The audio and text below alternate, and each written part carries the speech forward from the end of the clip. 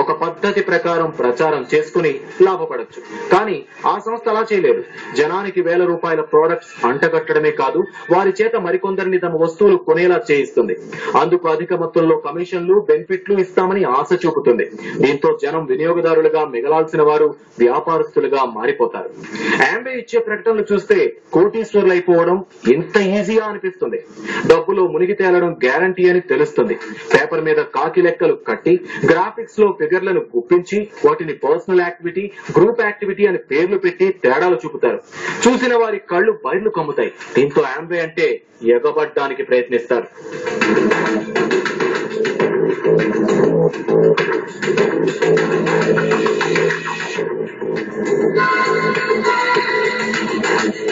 అంతేందుకు ఈ chain link system ఇప్పుడు పాలసీలను కట్టించడానికి కూడా వాడుతున్నారు.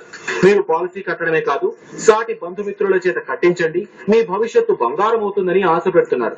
ఇల్లు, కార్లు ఒకటేమిటి, అష్టైశ్వర్యాలు మీ ఇంటి క్యూ కడతాయని బోధన కొడుతున్నారు. దీంతో జనం కూడా కన్ఫ్యూజ్ అయ్యి వాటిలో సభ్యులుగా చేరుతున్నారు.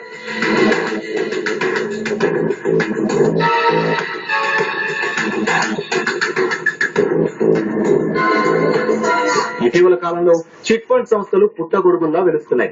ప్రజలను మోసం చేయడానికి చైన్ లింక్ స్కీమ్ ఏర్పాటు చేస్తున్నారు. ఈ స్కీమ్ లో చేరినప్పుడు కేవలం కొద్ది మొత్తం మాత్రమే సంస్థకు చెల్లించాల్సి ఉంటుంది. ఆ తర్వాత ఆ వ్యక్తి మరికొంతమందిని సంస్థకు డబ్బు చెల్లించేలా ఏర్పాటు చేస్తే మొదటి వ్యక్తికి నెల నెలా జీతాల రూపంలో వేల రూపాయలు వస్తాయని ఆశ చూపుతున్నారు. దీంతో జనం ఫ్రీగా ఎవరికి చేయదంటూ జాయిన్ అయిపోతున్నారు. ఆఖరకు సంస్థలు బోర్డు తిప్పేయడంతో కళ్లు తెరుచుకుంటున్నాయి. ఇలా ఆశ పడమంది ఎవరు, ఆఖరణ ఏడవ మంది ఎవరు?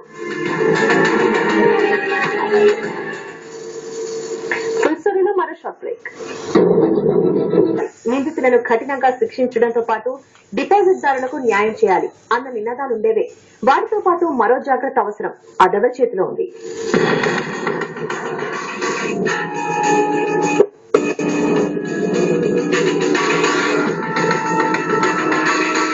రోజులు అస్సలు బాగలేవు. ఫ్రీ ఫ్రీ ఫ్రీ అంటూ ఓదరగొట్టే సంస్థలు కోకొల్లలుగా పుట్టుకొస్తున్నాయి. రెట్టింపిస్తామని చెప్పి ఆఖరున పత్తా లేకుండా పోతున్నాయి.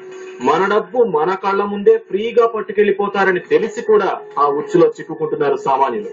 ఈ సంస్థలు కూడా చట్టాలు తమ చుట్టాలే అని భావిస్తూ యథేచ్ఛగా మంది సొమ్ము దండుకుంటున్నాయి. జనం కూడా ఏదైనా అన్యాయం జరిగితే చట్టాలను నిందించవచ్చనుకుని తెలిసి మోసపోవడానికి ప్రిఫరెన్స్ ఇస్తున్నారు. తప్పంతా ప్రజల చేతుల్లోనే ఉంది. అధిక వడ్డీలు, అడ్డమైన ప్రయోజనాలున్నాయని సంస్థలు చెబుతాయి సరే, ఆశపడమంది ఎవరు? మోసమని మొత్తుకోవడం మాని దాన్ని అరికట్టే బాధ్యత ప్రజలకు లేదా? నమ్మి మోసపోయి ఆనక వారిని వీరిని తిట్టి ప్రయోజనం ఏమిటని అడిగేవారు ఉన్నారు. నమ్మడం ఎందుకు, మోసపోవడం ఎందుకు?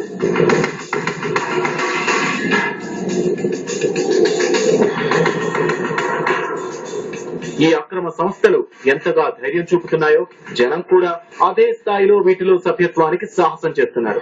డబ్బు కట్టి మరీ దరిద్రాన్ని వెంట తెచ్చుకుంటున్నారు. కొండకు వెంట్రుకేసి లాగి చూద్దాం అనుకుంటున్నారు. పోతే కొంత మొత్తం, వస్తే అధిక మొత్తం కదా, ట్రై చేద్దాం అనుకుంటున్నారు.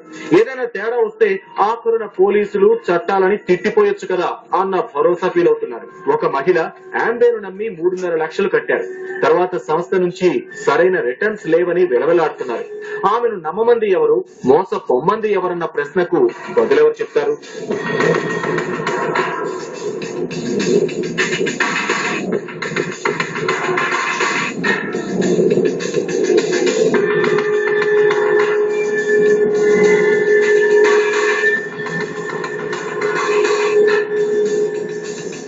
యాంబే కార్యాలయాలపై సిఐడి అధికారులు దాడులు నిర్వహించారు.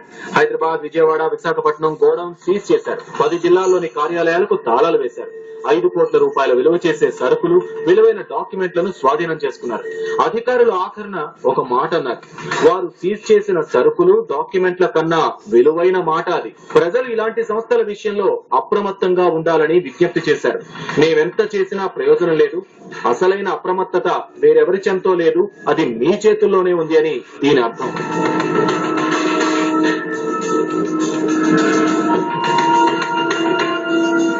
నిజానికి ఇండియాలో అధికారులు తక్కువ, ప్రజలు ఎక్కువ. కనుక ప్రజలే అధికారుల కన్నా ముందు అలర్ట్ గా ఉండాలి. ప్రభుత్వ రంగ సంస్థలు నేరస్తులను కట్టడి చేయలేకపోతే పోయాయి. ప్రజల్ని అలర్ట్ చేసే కొన్ని కార్యక్రమాలు చేపట్టాల్సి ఉంది. అసలు ఇలాంటి ప్రైవేట్ సంస్థల స్థాపనకు కఠిన నిబంధనలు ఏర్పాటు చేయాలి.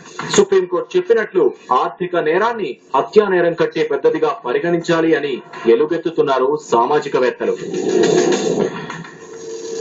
ఇది వాటి ఫుల్ స్టోరీ. మరిన్ని అప్డేట్స్ కోసం చూస్తూనే ఉండండి 0